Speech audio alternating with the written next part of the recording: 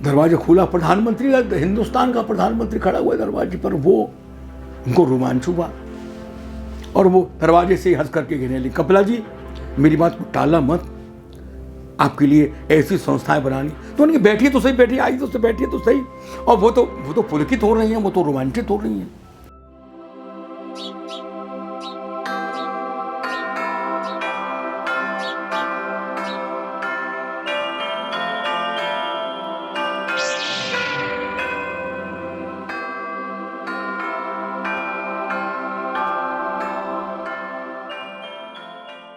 गुरुदेव ने पिछली दफ़े इंदिरा गांधी जो कला केंद्र है उसके बारे में कुछ बातें हमें बताई, और बीच बीच में जिक्र आता था कपिला वात्स्यायन जी का।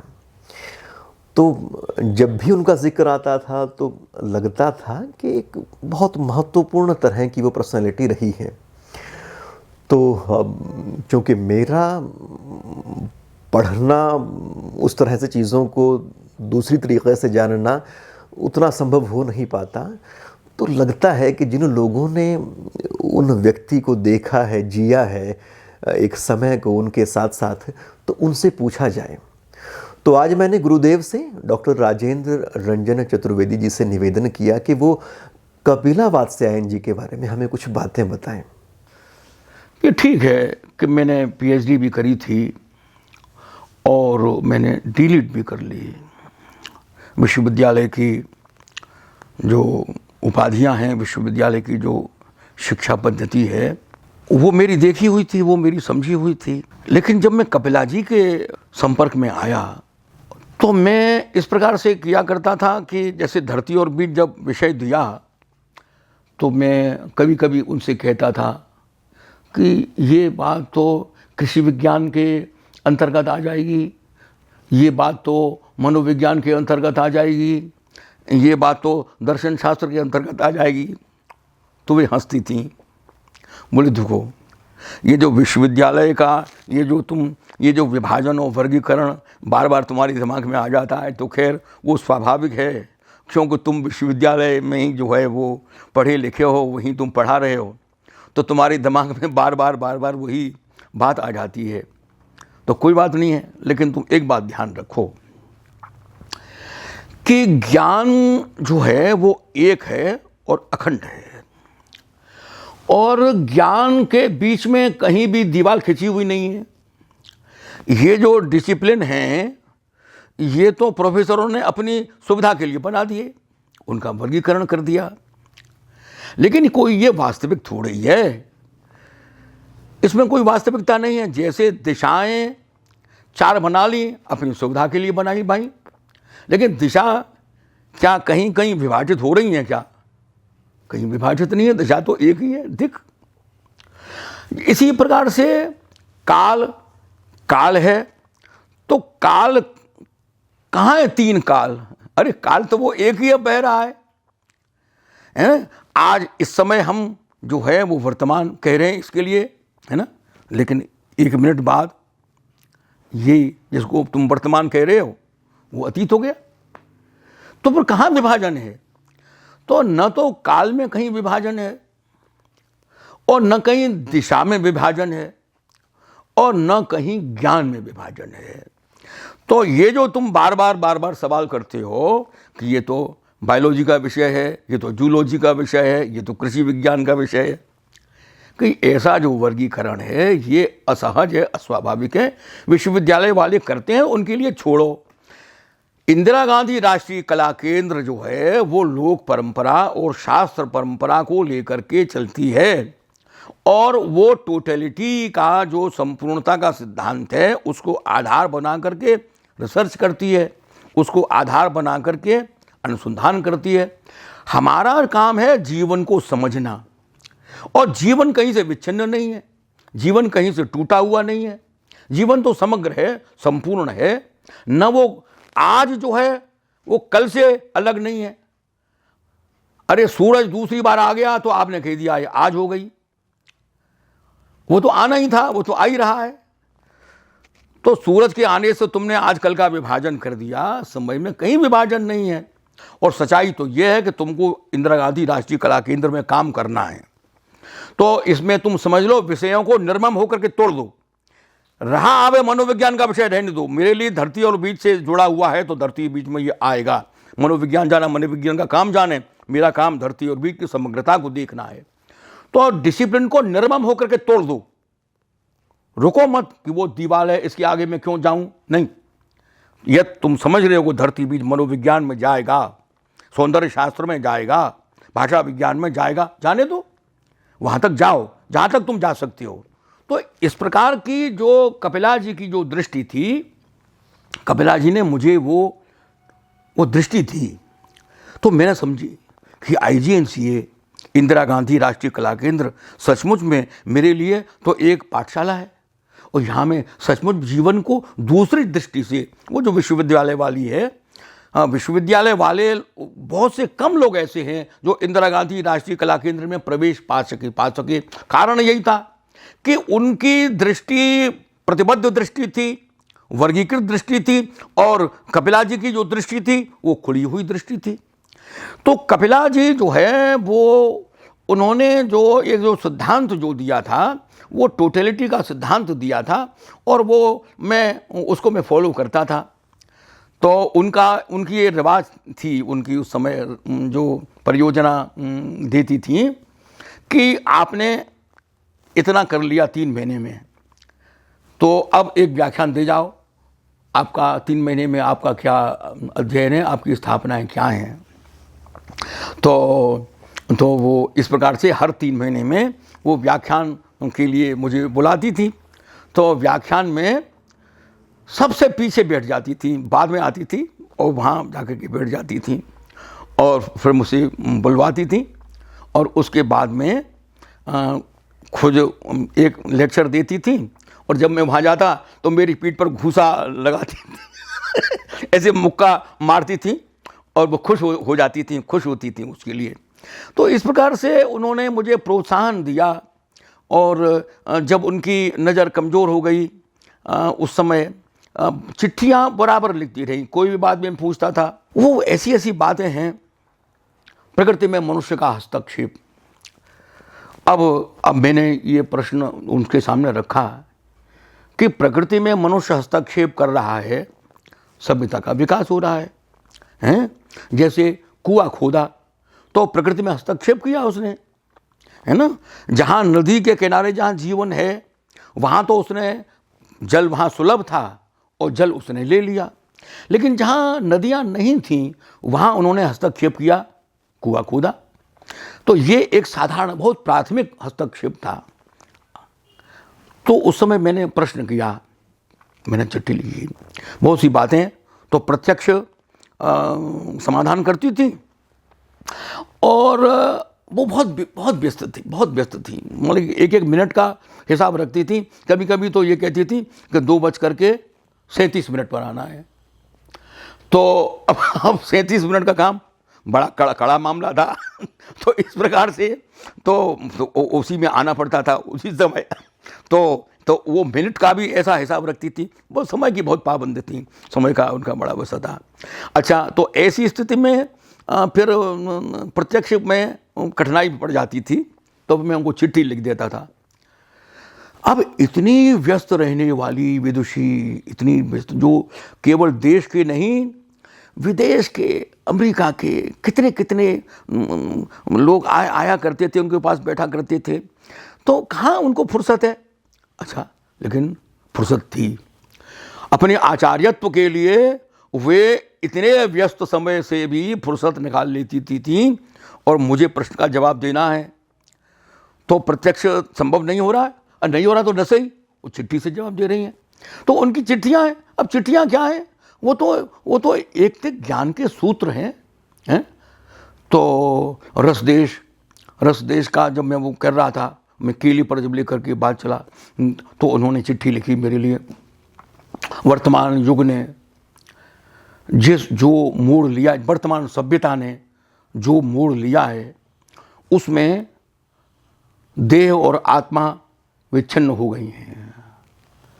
देह से आत्मा का विच्छेद हो गया है। तुम केली की बात कर रहे हो, लोगों का ध्यान सेक्स पर है, वे कैसे समझेंगे केली केली क्या है? तुम्हारे सामने बहुत बड़ी चुनौती है। उनका कला पर उनकी ऐसी पकड़ थी उनकी कला की कि वो ये बात पंडित जी ने भी लिखी थी साहित्य अमृत में। बनारस में कुंभकारों का मोहल्ला था, तो उसमें वहाँ उन्होंने देखा कि एक हाथी जो है वो चलते हुए हाथी को, अब वो जो मिट्टी का खिलौना बनाने वाला जो कलाकार है, वो किसी चित्र से चित्र नहीं बना रहा है, वो तो स्वयं हाथी को प्रत्यक्ष देख रहा है। हाथी को उसने चलते देखा। अब उसने अपनी नज़र से देखा कि इसका कौन सा पैर आगे उठा, कितना पैर आगे उठा, दूसरा पैर किस प्रकार से उठा, तीसरा, उसने उसको देखा, प्रत्यक्ष देखा। कितनी बार देखा होगा? और उसके बाद उसके मन में जो बिंब बना, जो इमेज बनी, उसके आधार पर उसने वो खिलौना बना लिया। अब उन्होंने जो खिलौना बनाया, उस खिलौने के उस गति को कपिला जी ने पहचान लिया। अब कपिला जी अमेरिका गई और उनका मूर्तिकला पर व्याख्यान था,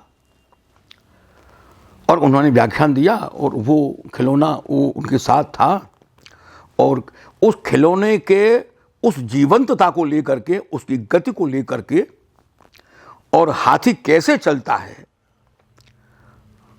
उस बात को लेकर के उन्होंने पूरा व्याख्यान दिया। और पूरा जो व्याख्यान दिया, सब लोगों ने सराहना की बात, वो तो अलग अलग बात रही। उसका परिणाम क्या हुआ? उसका परिणाम ये हुआ कि जो कलाविद, जो कला प्रेमी उनके उस सेमिनार में उपस्थित थे, उनके ड्राइंग रूम में, बनारस से चल कर के वो हाथी की जो प्रतिमा थी, वो उनके ड्राइंग रूम की एक शोभा बन गई। और वे जो कुम्हार की जो मोहल्ला था वहाँ, बनारस का, काशी का जो मोहल्ला था, उसमें चमक आ गई, क्योंकि इतने खिलौनों के आदेश उनको मिल चुके थे कि जिनसे वो जो उनकी जो आर्थिक जो हालत है वो सुधर गई और ज़्यादा हुआ। तो ये उनकी कला की जो व्याख्या, और वो संसार में किन किन देशों में गई, और संसार के लोगों ने IGNCA में भी बुलाया। अज्ञे जी की जब देह पूरी हुई,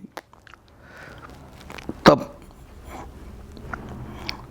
बाकी सभी लोग थे, लेकिन जब सब लोग चले गए, तो वो जाने के बाद में स्मशान भूमि पर जो है वो ध्यान की मुद्रा में बैठी रहीं, और सब लोग चले गए थे। अब वो कितनी देर बैठी रहीं किसी को नहीं मालूम है कि वो कितनी देर बैठी रहीं, कैसे रहीं। तो इस प्रकार से, और दादाजी से उनका बड़ा घनिष्ठ संबंध था, क्योंकि वो जो उनकी माताजी थीं, वो माताजी जो हैं वो सत्यवती मल्लिक जी, वो विशाल भारत के लिए कहानी लिखने लगी थी। और उसकी भी एक बड़ी विचित्र कहानी है कि किस प्रकार से जो है वो, जब दादाजी वहाँ ईडन गार्डन में जब घूम रहे थे, तो इनके जो माताजी और पिताजी थे वो भी वहाँ घूम रहे थे। अब ये एक लंबी देह वाले, तो एक विदेशी महिला वहाँ आई हुई थी, तो विदेशी महिला उनसे, तो दादाजी जो है वो वक्त दे देते थे कि जब मैं वहाँ घूम रहा हूँ तब आपसे हम बातचीत कर सकते हैं। व्यस्त रहने वाले लोग थे, वो जमाना भी ऐसा था। इनके पिताजी ने सत्यवती जी से कहा कि देखो ये आदमी विदेशी महिला को पटा रहा है।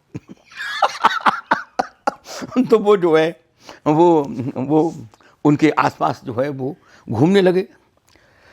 उन्होंने जब बातचीत में, जब बाद में ये सुना विशाल भारत जब बार बार जब आ रहा था, तो उन्होंने कहा बात कोई दूसरी है। तो वो नज़दीक आए तो उन्होंने कहा ये पंडित बनारसीदास चतुर्वेदी है। तब तो फिर उन्होंने उनके पैर छुए और उनको आदर दिया, बड़ी श्रद्धा करी। और उसके बाद में फिर उनका इतनी घनिष्ठता बनी, सत्यवती मल्लिक जी की कहानियाँ जो है विशाल भारत में आईं, और वो वो इतनी घनिष्ठता बनी कि उनका जो दिल्ली का निवास था, दादाजी के कहने से उसको उन्होंने हिंदी भवन के रूप में परिणत कर दिया कि जो हिंदी के साहित्यकार हैं वो दिल्ली में आ गए तो यहाँ उनको आतिथ्य मिल जाए, उनके लिए बैठने के लिए जगह मिल जाए, रहने के लिए जगह मिल जाए। तो इस प्रकार से ये परिवार एक तरीके से बड़ा साहित्य के लिए, संस्कृति के लिए, कला के लिए एक समर्पित परिवार था। कपिला जी ने जो संस्कृति मंत्रालय में जो विभिन्न पदों पर सचिवालय में जो काम करती थी, तो वो जो है संस्कृति मंत्रालय में थी, तो वे जो 26 जनवरी की जो गणतंत्र दिवस जो परेड होती थी, उनका ध्यान तो लोक पर केंद्रित था। तो वे अब यहाँ के लोगों की झांकी निकलेगी या वहाँ के लोगों, इस प्रकार का अध्ययन करती थी। और वो रंग बिरंगी जो भारतवर्ष की जो विविधता है उसका प्रदर्शन करती थी कि भारत की कितनी छटाएं, जीवन के कितने रंग हैं, कितनी छटाएं हैं। अब ये बात पंडित जी को बड़ी पसंद आती थी जवाहरलाल नेहरू के लिए। तो जब वे रिहर्सल कराया करती थी तो पंडित जी के दिमाग में कहीं ना कहीं वो सूत्र रहता था, तो वे रिहर्सल में भी चले जाते थे और वो रिहर्सल का रंग बदल जाया करता था। उनको उत्साह मिलता था कपिला जी के लिए, प्रधानमंत्री रुचि लेती हैं। अच्छा, फिर उन्होंने वो तीन मूर्ति के संग्रहालय में उन्होंने वर्गीकरण जो किया और जो काम उन्होंने किया, संसार के जो कलाविद हैं, संसार के जो भारत विद्या के जानकार थे, वो सराहना करते थे। राजीव गांधी के मन में वही बात थी और उनके मन में जब ये बात आई कि इंदिरा गांधी के स्मरण में, स्मारक के रूप में एक राष्ट्रीय संस्था की स्थापना करनी है, तो उन्होंने कपिला जी को अपने दफ्तर में नहीं बुलाया। बुला सकते थे। कपिला जी ने बताया कि सवेरे के समय जब वे ऑफिस जाने की तैयारी में थी, उससे पहले ही स्वयं राजीव गांधी जो है वो उनके निवास पर उपस्थित हो गए। दरवाजा खुला, प्रधानमंत्री, हिंदुस्तान का प्रधानमंत्री खड़ा हुआ दरवाजे पर। वो उनको रोमांच हुआ और वो दरवाजे से ही हंस करके कहने लगी, कपिला जी मेरी बात को टाला मत, आपके लिए ऐसी संस्थाएं बनानी। तो उनकी बैठिए तो सही, बैठिए, आई तो बैठिए तो सही। और वो तो पुलकित हो रही हैं, वो तो रोमांचित हो रही हैं। उसके बाद में फिर वो काम उन्होंने सौंपा कि अब आप जो है इंदिरा गांधी राष्ट्रीय कला केंद्र के बाद फिर उनके मन में घूमी कला के प्रति, उनके लिए उन्होंने खुली छूट दे रखी थी। और ये बात थी भी, उनकी फाइल किसी भी स्तर पर कभी भी नहीं रुकी। उसका परिणाम ये हुआ कि ये अंतर्राष्ट्रीय ख्याति इसने अर्जित की कला के क्षेत्र में। और ऐसी ऐसी जो राष्ट्रीय और अंतर्राष्ट्रीय संगोष्ठियाँ हुई, जैसे कभी जो है लिपि पर हो रही है, उसको आकार दिया गया अब कहा गया, और पूरी सेमिनार जो है वो लिपि को लेकर के हुई। और मनुष्य ने लिपि के युग में किस प्रकार से प्रवेश किया, किस प्रकार से लिपि का विकास हुआ, इस लिपि, क्योंकि लिपि की भी तो कला है, वो भी तो चित्र है, वो भी तो इमेज है। तो इस प्रकार से कभी जो है वो पंचमहाभूत को लेकर के, कभी वो चेहरा, उसे नृत्य, जो संसार में, ये केवल हिंदुस्तान की बात नहीं है, संसार के सभी देशों में मास्क लगा करके, चेहरा लगा करके नृत्य करने की परंपरा विभिन्न रूपों में है। किसी भी देश में आप चले जाइएगा। और उन्होंने जो है वो अंतर्राष्ट्रीय सेमिनार करी। वो जो मास्क वाली, जो चेहरे वाली मास्क लगा करके जो नृत्य किए जाते हैं, संसार के जो नृत्य थे, जो मास्क लगा कर किए जाते हैं, वो उपस्थित हो गए। तो इस प्रकार से जो बुनियादी जीवन की जो बुनियादी जो कला है, कला की जो बुनियाद है, उनकी स्थापना उन्होंने अंतर्राष्ट्रीय स्तर पर की। और कुमार स्वामी, वासुदेव शरण अग्रवाल, जैसे कलाविद उनके आदर्श थे, उनकी प्रेरणा के स्रोत थे। अब देखिए जो मूल जो इंदिरा गांधी राष्ट्रीय कला केंद्र की जो सिद्धांत है, अब देखिए आपने देखा होगा कि जो 4 स्वस्तिक हैं, 4 स्वस्तिक एक दूसरे से अविच्छिन्न हैं। वो उनका जो मोनोग्राम है, वो उनका जो चिन्ह संस्था का जो है मुख्य चिन्ह है, आप उसमें आप ये देखिएगा। अब ये क्या है, अब चूंकि मैं उनके पास बैठता क्या था, जब कभी उनको मेरे लिए प्रवेश मिल जाता था या अवसर मुझे वो दे देती थी, तो मैंने देखा उनका इंदिरा गांधी राष्ट्रीय कला केंद्र, माने अध्ययन किसका करना है, कला का अध्ययन करना है। लेकिन कला संस्कृति से विच्छिन्न नहीं है। दूसरा स्वस्तिक है, एक स्वस्तिक है कला, दूसरा स्वस्तिक है संस्कृति। संस्कृति और कला अविच्छिन्न है। अच्छा, संस्कृति जीवन से विच्छिन्न नहीं है, जीवन से अविच्छिन्न है। तो तीसरा स्वस्तिक है जीवन और चौथा स्वस्तिक प्रकृति। क्योंकि जीवन कहाँ है, जीवन प्रकृति की समग्रता में है और स्वयं जीवन भी प्रकृति ही तो है। तो इस प्रकार से जो प्रिंसिपल ऑफ टोटलिटी है वो उनका सिद्धांत था और उन्होंने जो मेथोडोलॉजी विकसित की, अनुसंधान जो पद्धति विकसित की, वो भी संपूर्णता के सिद्धांत पर ही आधारित थी।